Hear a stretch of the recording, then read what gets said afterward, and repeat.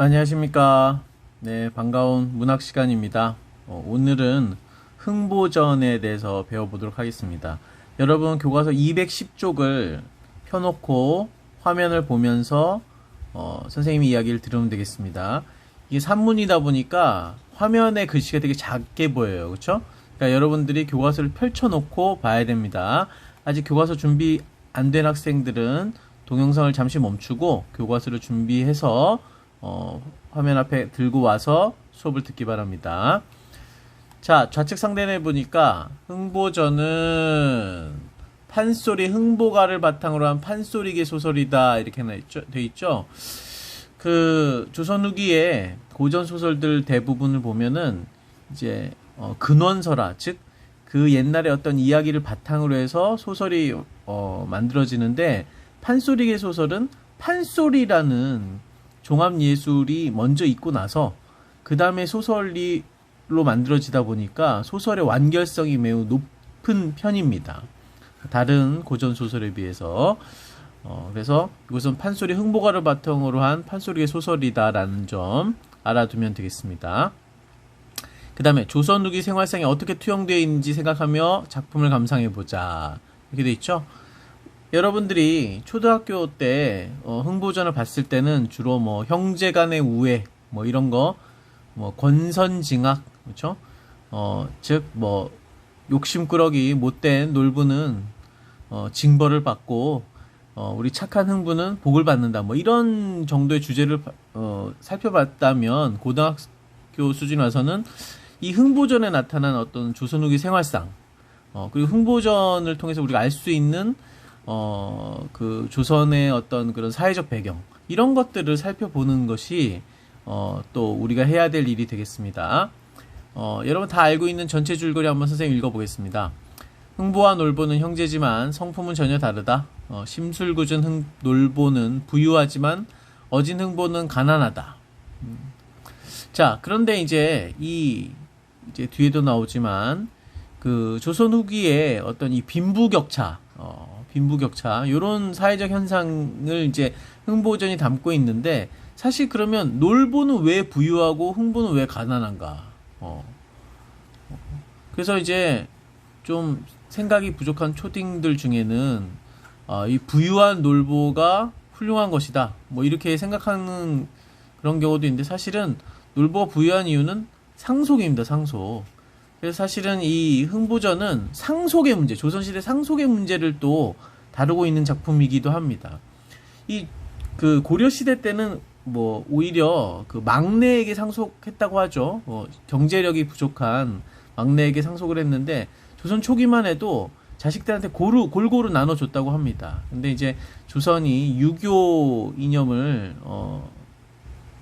중심으로 하면서 제사를 드려야 되기 때문에, 제사를 드릴 수 있는 마지에게 모든 상속의 권한을 넘긴 것이죠. 그렇죠? 그래서 안 그래도 심술궂은 놀부는 상속을 받은 데다가 부모님이 흥보를 꼭 동생을 잘 챙겨라라고 했음에도 불구하고 쫓아내죠. 자기 혼자 그 부를 다 가지기 위해서 흥보를 쫓아냅니다. 아주 나쁜 놈이죠. 그렇죠? 자, 흥부는 놀부에게 양식을 얻으려 하지만 매만 맞은 채 쫓겨난다. 그래서 여러분 잘 알고 있죠? 그 놀부 마누라한테 그 주걱으로 뺨 맞는 이야기. 그렇죠? 자, 흥부는 환곡을 타러 갔다가, 즉 이제 관청에 가가지고 국가에서 빌려주는 곡식 이걸 얻으러 갔다가 매품팔이 이야기를 듣고 병영을 찾아가지만, 이게 뭐냐면 매 맞고 돈 버는 것이 매품팔이죠. 교과서에 나와 있는 부분입니다. 이마저도 실패한다. 그러던 어느 봄날 흥보는 다리가 부러진 제비를 치료해주는데, 이듬해 봄에 제비가 박씨를 물어다준다. 흥보 부부가 박을 타니 온갖 보화가 나왔는데, 놀보가 그 사연을 듣고는 제비를 잡아 다리를 부러뜨리고 치료해준다. 놀보 또한 박씨를 얻어 심었는데, 박 속에서 나온 온갖 인물들은 오히려 이런저런 구실을 대며 놀보의 재산을 다 빼앗아 버린다. 수록된 부분은 흥보가 매품팔이를 하러 가는 장면이다. 이게 재밌는 게, 이제 여러분 이 박타는 얘기 뭐 다 알고 있죠? 그렇죠? 근데 여러분 초등학교 때 동화책 같은 거 봤을 때는 흥보가 박을 타면 뭐 금은보화가 나오고 뭐 놀보가 박을 타면 뭐 도깨비가 나오고 뭐 이런 식으로 좀 배웠는데 제대로 이제 보면 흥보전이 여러 버전이 있지만 재미있는 것이 박을 타면 사람들이 나옵니다. 그래서 흥보가 박을 타면 맨 처음에 사람이 나와서 무슨 온갖 진귀한 뭐 약, 귀한 약 이런 것들을 가져다 주고 뭐 이제 사람들이 나와서 집을 지어주고 뭐 이러죠. 그래서 사람들이 나와서 막 도움을 줍니다. 재미있는 것은 뭐 물론 그 흥보전 버전마다 다르지만 마지막에 박이 하나 있는데 갑자기 흥보 마누라가 뭔가 불길한 거야. 지금 이미 좋은 거 다 나왔거든. 그래가지고 불길해서 저건 타지 맙시다 하는데 흥보가 저걸 왜 안 탈 이유가 뭐가 있느냐. 이제까지 좋은 것만 다 나왔는데 하고 타게 되는데 거기서 뭐가 나왔냐. 거기에 이제 첩이 나옵니다. 첩이. 그러니까 흥보 마누라가 역시 불길한 예감은 틀린 적이 없다며. 하지만 이제 착한 흥보는 여보 마누라 내가 이런 거에 휘둘릴 사람이 아니다. 내가 내 마누라를 잘 사랑할 것이다. 이렇게 겉으로만 그렇게 말하는 거겠죠. 아무튼 그래서 하여튼 그런 아주 좀 재미있는 해학적인 부분이 존재합니다. 흥보전 전체적으로 해학적인 부분이 많이 드러나니까요. 놀보 같은 경우는 박을 타면 어렸을 때 동화책에서 뭐 똥 나오고 막 이랬는데 그게 아니라 사람들이 나옵니다. 사람들이 나와가지고 뭐 너희 부모한테 뭐 빚이 있대느니 그 다음에 막 그 구판을 벌이고 돈을 내라느니 뭐 이래가지고 쉽게 말해서 계속 돈을 뜯어 먹습니다. 이런저런 사람들이 와가지고 너희 집에 장사를 지내야 되겠다고 여기 묘자리를 파야겠다고 안 그러면 돈을 내놓으라느니 뭐 이런 식으로 해서 결국은 갖고 있는 그런 집안의 재산을 다 빼앗아가고 이제 마지막에는 이제 뭐 놀부를 붙잡아놓고 매질을 하고 뭐 이러는 거죠. 그래서 이제 재산을 다 뺏어가는 겁니다. 그래서 특이한 것이 사람들이 나온다. 박을 타니까 그게 아주 재밌는 그런 구성이죠. 여러분들이 기회가 닿으면 흥보전을 이 전문이 별로 길지도 않아요. 그래서 한번 구해서 읽어보기를 권합니다. 아마 교과서에 있는 부분과 다를 가능성이 더 많아요. 버전이 워낙 많거든요. 하지만 교과서와 다른 버전을 보는 것이 오히려 공부에 도움이 되는 것일 수도 있어요. 한번 찾아보기 바랍니다. 자, 그럼 교과서 부분으로 들어가 볼까요? 바로 매품팔이 하는 장면입니다. 자, 흥보 마삭 돈단양 받아차고 얼씨구 즐겁도다 제 집으로 들어가며 자, 마삭 주에 나와 있죠.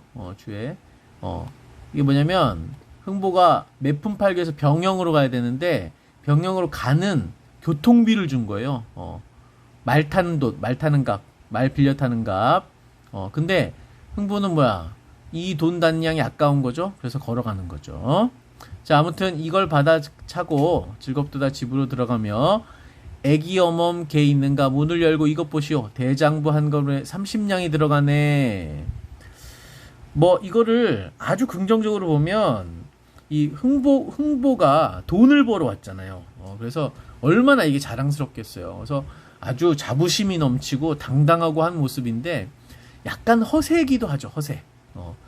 맨날 지금 쫄쫄 굶고 돈을 아무리 벌어도 식구들 먹이기가 힘들고 하다가 갑자기 돈 생겼다고 이렇게 당당할 수가 있나? 그래서 근데 이 흥보의 허세는 조금 어떻게 보면 귀엽기도 하고 순진하기도 하고 그런 느낌을 줍니다. 아무튼 이제 집에 와서 마누라한테 아주 당당하게 자기 자랑을 하는 그런 장면입니다. 자, 흥보 아내 이른말이 그 돈은 웬 돈이며 30냥은 웬 돈이요. 흥보 이른말이 천기누설이라 말부터 없으면 이루어질 일 없으니 그 돈으로 양식 팔아 배불리 질끔 먹고. 흥보 아내 이른말이 먹으니 줬소만 그 돈은 어디서 났소. 이 흥보전을 보면 흥보 아내가 선생님이 보기에는 매우 현명합니다. 그냥 돈 생겼다고 막 좋아하는 게 아니라 그 돈 어디서 났냐고 물어봅니다. 아주 현명하죠. 흥보는 그런 생각 잘 안 하고 그냥 돈 생기면 좋아하고 이런 좀 단순한 건데 흥보 아내는 상당히 현명합니다. 돈 어디서 났어 물어봅니다. 흥보 이른말이 본읍 좌수 대신으로 본읍 지금 살고 있는 읍을 말하는 거죠. 자기가 살고 있는 읍의 좌수 대신으로 병영 가서 곤장 맞기로 30냥에 결단하고 마삭 돈단냥 받아왔네 하고 이제 솔직하게 다 말하는 거죠. 곤장 맞는 돈 30냥, 그 다음에 곤장 맞으러 말 타고 가는 돈 단냥 받아왔다 이렇게 말하는 거죠.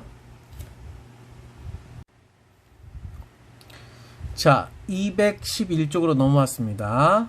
자, 흥보 안에 이 말 듣고 기가 막혀 이른 말이 그놈의 죄상도 모르고 병영으로 올라갔다가 저 모습 저 몰골에 곤장 열을 맞으면 곤장 아래 혼백될 것이니 제발 덕분 가지마오. 자, 그놈의 죄상. 자, 지금 본읍 좌수 대신에 지금 매를 맞는 거잖아요. 근데 무슨 죄로 맞느냐? 혹시 큰 죄인데 그러면은 엄청난 처벌을 받겠죠. 그렇죠? 그러면은 죽는 거 아니냐 이런 걱정하는 거죠. 상당히 그 흥보 안에는 현명합니다.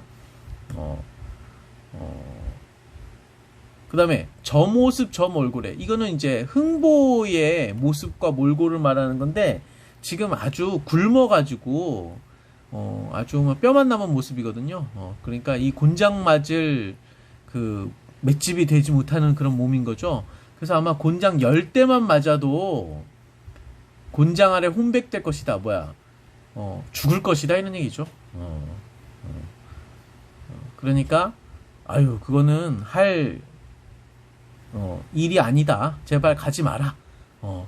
이런 얘기죠. 그러니까 맞으면 죽게 될 거를 두려워해서 그 이유로 가지 마라. 이런 얘기입니다.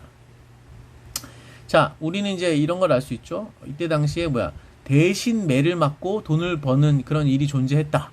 조선 후기에. 이 얘기는 제대로 처벌이 이루어지지 않고 처벌을 대타를 써서 다른 사람을 써서 처벌을 받게 하는 일종의 부정이죠. 그렇죠? 부정적인 그런 일들이 존재했다. 즉 돈만 많이 있으면 이런 처벌도 피할 수 있고 그런 어떤 조선 후기의 사회상을 우리가 예측할 수가 있습니다. 그렇죠? 그렇죠? 여러분 잘 알고 있잖아요. 그렇죠? 그 임진왜란 병자호란 이후에 돈만 있으면 지위도 사고 양반도 사고 그렇죠? 모든 것이 다 되는 그렇죠? 그리고 아무리 양반이라도 돈이 없으면 그냥 몰락해서 인정받지 못하고 그런 사회인 것을 우리가 알고 있죠. 그렇죠? 그리고 죄를 지었어도 돈만 있으면 어떻게 보면 벗어날 수 있는 그런 어떻게 보면 부패한 그런 사회였던 것이죠. 자, 그랬더니 흥보 이런 말이 볼기에 구실이 있나니 이 볼기는 엉덩이를 말하는 거죠. 엉덩이가 또 다 구실 그 역할이 있다 하는 일이 있다라는 거죠. 엉덩이 역할. 그러니까 볼기 구실이 있단 말이요. 그랬더니 그렇지 볼기 구실 들어보 이래가지고 쭉 나오는데 여기 지금 빨간 점들이 잔뜩 붙어 있고 주가 이만큼 있죠. 근데 사실은 이거를 여러분들이 그냥 이렇게 보고 이게 뭐다 하고 넘어가면 되는 거지 이것을 막 외우고 할 필요 없습니다. 그러니까 뭐냐면 다 이런 거예요. 몸이 정승돼서 어디 앉아볼까? 육판서에서 어디 앉아볼까? 사복시 관리했으면 어디 앉아볼까? 팔도 감사하여 어디 앉아볼까? 수령하여 어디 앉아볼까? 별감하여 어디 앉아볼까? 이방호장하여 어디 앉아볼까? 근데 자세히 보면 여기 계급이 점점 내려가네요. 정승이 제일 높은 자리죠. 그렇죠? 정승이 제일 높은 자리에서 삼정승 즉 영의정, 우의정, 좌의정 이게 제일 높은 자리. 그 다음에 육판서 다음 자리. 그 다음에 사복시 관리, 팔도감사, 가급수령, 좌수별감, 이방호장. 그 다음에 소리명창되어 그러니까 자기가 어떤 이런 소리명창의 어떤 예능이 있으면 크고 넓은 좋은 집 양반 앞에 앉아볼 수도 있겠죠. 그리고 풍류호걸대에서 기생집에 앉아볼까? 서울 이름난 기생되어 가마 안에 앉아볼까? 많은 돈 벌어 부담마에 앉아볼까? 이거 말 위에 주에 나와 있듯이 사람이 탈 수 있도록 꾸며놓은 것이죠. 그러니까 아주 돈이 많으면 이런 말에 탈 수도 있다는 겁니다. 자, 근데 어떻게 여기서 이 수많은 그런 것들 이런 것들은 어떻게 보면은 흥보 팔자에 있는 일일까요? 그렇지 않은 거죠. 그러니까 만약 내가 이런 거 하면 내 볼기가 내 엉덩이가 이렇게 앉을 일이 있을 텐데 여기 나와있죠. 쓸데없는 인해볼기 논령 무엇한단 말인가. 어차피 내가 이렇게 되지를 못할 거, 내 엉덩이가 이렇게 이런 일들 안 할 거 아니냐. 내 엉덩이는 지금 쓸데가 없다. 그래서 어떻게 그냥 놀기 위해서 무엇 하겠느냐. 뭔가 구실을 만들어줘야지. 이런 거죠. 매품이나 팔아먹세. 야, 그냥 매나 맞고 돈이나 받지 뭐. 이런 얘기죠. 자, 그랬더니 흥보 자식들이 벌떼같이나 앉으며, 자, 아버지 말씀을 들으니 호사가 큼직하오. 그래, 아버지 병영 가신다 하니, 자, 아버지 말씀 들으니까 아유, 웬 좋은 일이, 좋은 그런 호화로운 사치가 대단하다. 아유, 뭐 이런 사치가 있어요? 이러면서 아버지 병영 가신다 하니 날 오동철병 하나 사다 줘. 자, 오동철병 옆에 주에 나와 있죠. 검붉은 빛이 나는 구리로 만든 병. 이거 지금 굶고 있는데 이거 사다 뭐 하려고? 그렇죠? 쓸모 없는 거죠, 그렇죠? 그랬더니 흥보 이런 말이 고이 벗은 놈이 어디다 차게야? 물어봅니다. 이 주에 잘 나와 있는데 한번 읽어볼까요? 고이는 남자의 헛바지이므로 고이도 벗고 있을 정도의 어린아이라는 뜻인데, 여기서는 옷을 제대로 갖춰 입지 못했기 때문에 철병이나 겉옷이 필요하지 않다는 말이기도 함. 이렇게 써 있는데, 그러니까 과연 뭘까요? 너무 어려서 바지 안 입은 애니까 너한테 필요 없다라는 뜻일까요? 아니면 옷도 못 입었는데 이거를 오동철병을 이제 주로 허리춤에 옷에다가 이렇게 달거든요. 그렇죠? 그 뒤에 보면 알 수 있죠. 그러니까 이게 너 어차피 가난해서 옷도 없는데 어디다 달려고 하는 얘기죠. 고이 벗은 놈이 어디다 차기야. 그렇죠? 이 흥보가 자식이 되게 많다고 알려져 있잖아요. 그렇죠? 그래서 여러 버전마다 뭐 자식의 숫자가 다 다릅니다. 뭐 무슨 29명, 아들만 29명이다. 이런 데도 있고, 아들만 뭐 11명이다. 축구팀 꾸릴 수 있다. 뭐 이런 데도 있고, 아무튼 복수예요, 아들이. 아들이 뭐 하여튼 10명, 최소 10명 이상이야. 근데 그래서 거기 보면 젖먹이들이 존재합니다. 아주 그 어린아이들. 그러니까 고이 벗은 놈이 어린 놈, 이렇게 바지도 입지 못할 어린애로 볼 수도 있죠. 그렇죠? 너 어린애가 어디다 찰 것이냐. 그 오동철병을. 이렇게 볼 수도 있고, 그 다음에 이제 흥보전 에피소드 중에 그런 거 있죠. 지금 너무 가난해서 옷을 못 입히는 거예요. 그래서 여러분도 이제 초등학교 때 그런 그림 본 적이 있을 텐데, 그래서 옷을 입힐 수가 없으니까 큰 거적대기를 가져다가 구멍 뚫어 놓고 거기다가 얼굴만 내밀게 하는 그런 것 있죠. 그렇죠? 그러니까 아무튼 지금 흥보의 자식들은 고이 바지가 없습니다. 바지가 너무 가난해서. 그래서 아무튼 이걸 사다 줘도, 오동철병을 사다 줘도 찰 데가 없는 거예요.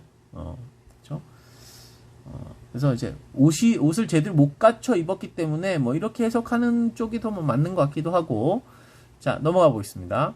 자, 그랬더니 아니, 사다만 주면 귀민 머리에 차도 찰터이 없고 생갈비를 뚫고 차도 찰터이 오니. 그러니까 옷 없어도 귀민 머리, 그 귀 밑에 조금 내려온 그 머리에다가 그걸 달겠다는 얘기죠. 오동철병을. 아니면 아예 그냥 생갈비를 뚫고라도 이 옆구리에다가 갈비대에다가 달겠다, 이런 얘기죠. 자, 사오기만 사오. 얘기죠. 그러니까 아주 뭐 이런 부분 선생님이 약간 어이없이 웃었지만 해학적인 부분이라고 볼 수 있는 거죠. 이 철없는 자식들이 돈 생긴다고 하니까 아버지한테 뭐 이런 거 사달라, 이런 거죠. 자, 그랬더니 또 한 놈 나앉으며 나는 남수주 비단으로 만든 큰 창옷 한 벌 사다 줘, 이런 얘기죠. 역시 이 큰 창옷도 오동철병처럼 지금 얘네들한테 필요가 없는 그런 물건이죠. 그렇죠? 이게 지금 선생님이 화면이어가지고 필기를 못하는데 이런 거를 나타내는 우리 속담들이 있죠. 뭐 이게 이제 지금은 쓰지 않는 말인데, 뭐 개발의 편자, 그렇죠?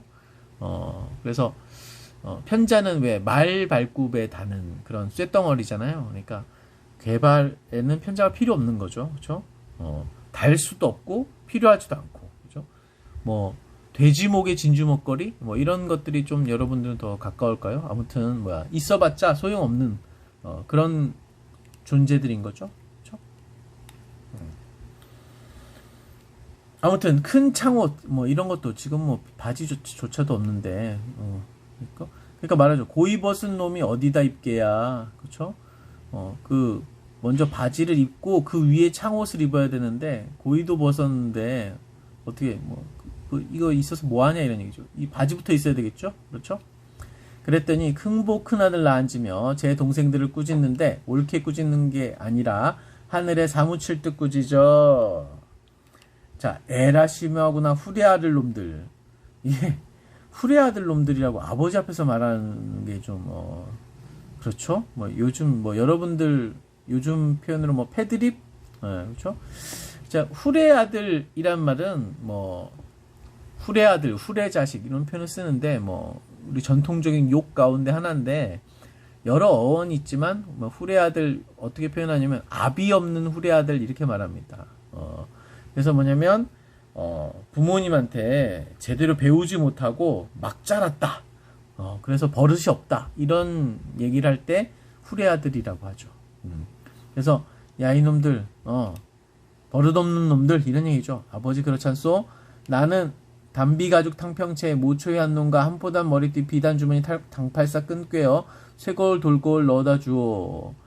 이것도 아주 해학적인 부분이라고 할 수 있는 거죠. 큰아들이 나와서 그 동생들을 꾸짖으면서 자기는 한술 더 뜨는 거죠. 그렇죠? 그래서 뭐 이거 잔뜩 해달라고 하는데 역시 이게 뭔지 굳이 여러분들 막 다 알 필요가 없습니다. 주위에 보면 설명이 나와 있는데 설명을 본다고 이해가 되는 게 아니죠. 그렇죠?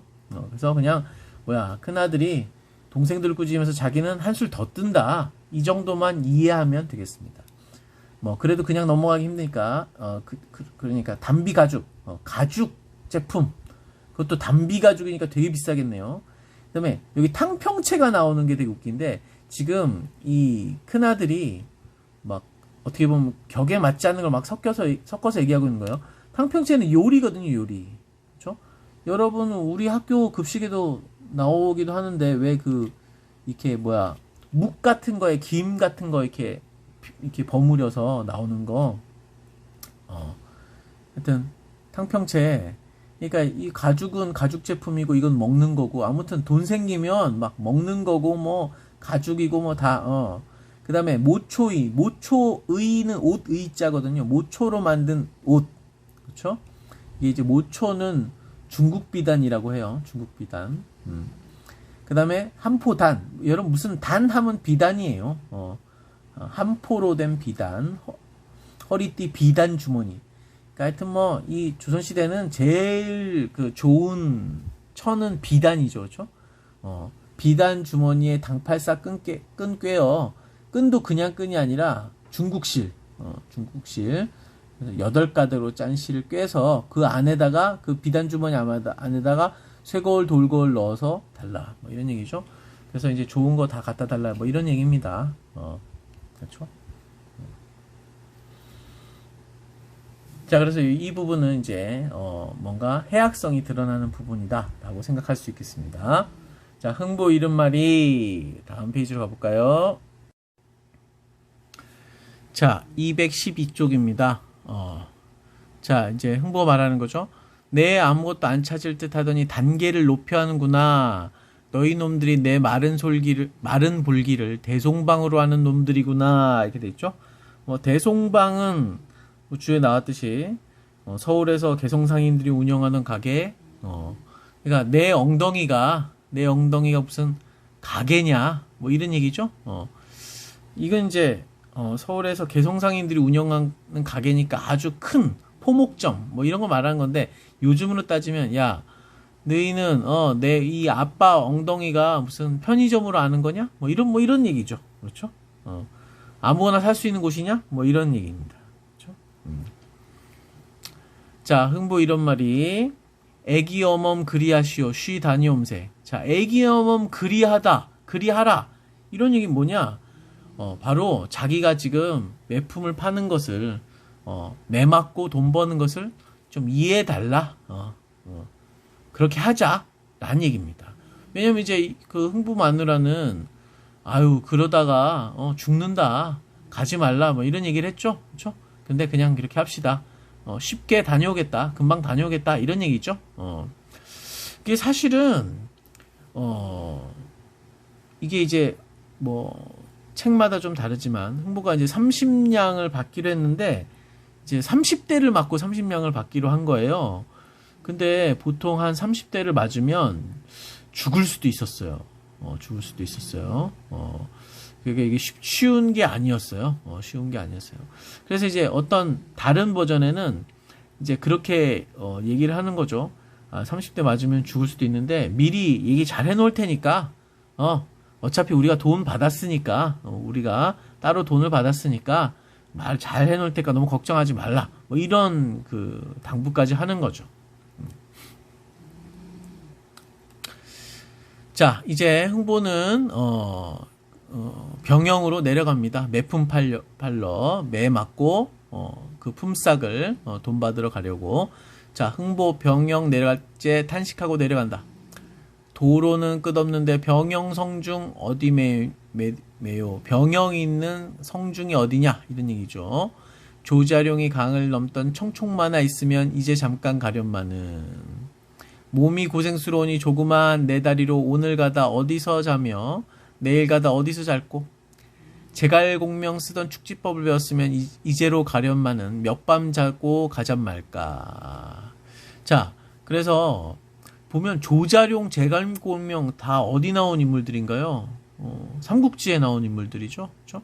그러니까 조선 후기에 이미 삼국지가 조선시대에 아주 유행했다라는 것을 알 수 있습니다. 그래서 조자룡, 제갈공명 얘기 나오면 이거 독자들이 다 아는 거죠, 이미. 그렇죠? 그래서 어떻게 준수한 말이 있거나 축지법이 있으면 금방 갈 텐데 사실은 마삭을 받았잖아요. 단량을 받았어요. 그렇죠? 5냥을 받았기 때문에 말 빌려 타고 가면 되는데 워낙 가난하니까 이 단량도 어떻게 곡식사는 쓰고 걸어서 가는 겁니다. 며칠 걸려서. 그렇죠? 그래서 여러 달 만에 병영에 당도하니 그냥 고생이죠. 그렇죠? 영문도 엄숙하다. 아주 그 병영의 그 아주 엄숙한 모습입니다. 그렇죠? 쳐다보니 대장이 지휘하는 깃발이요 내려다보니 순시하는 깃발이로다. 도군래의 칠해보소 하고 또 쭉 잔뜩 빨간 점이 붙어 있죠. 그렇죠? 도군래의 칠해를 설명하는 거예요. 그렇죠? 산짐승 덜번거지에 남일광단으로 안을 받쳐 가끔 꼬리와 미러기를 따 궁초로 만든 가끔 잡아 매고 관디엽수 군복뒤를 배에 눌러매고 날릴 용자를 극자를 떡 붙이고 홍보 앞에 썩 나서며. 자, 도군래가 나서는데 이렇게 칠해한 거예요. 그렇죠? 근데 이렇게 나열하는 것이 고전 소설의 어떤 특징이기도 하지만 이제 이런 거죠. 이 판소리계 소설들은 상당히 그 다른 소설에 비해서 훨씬 더 구성이 치밀하고 내용도 충실하거든요. 그러니까 이 도군래의 이 어떻게 보면은 그 권위 있는 모습 이런 것들을 강조하기 위해서 이렇게 아주 제대로 차려입은 그런 모습을 제시하고 있는 겁니다.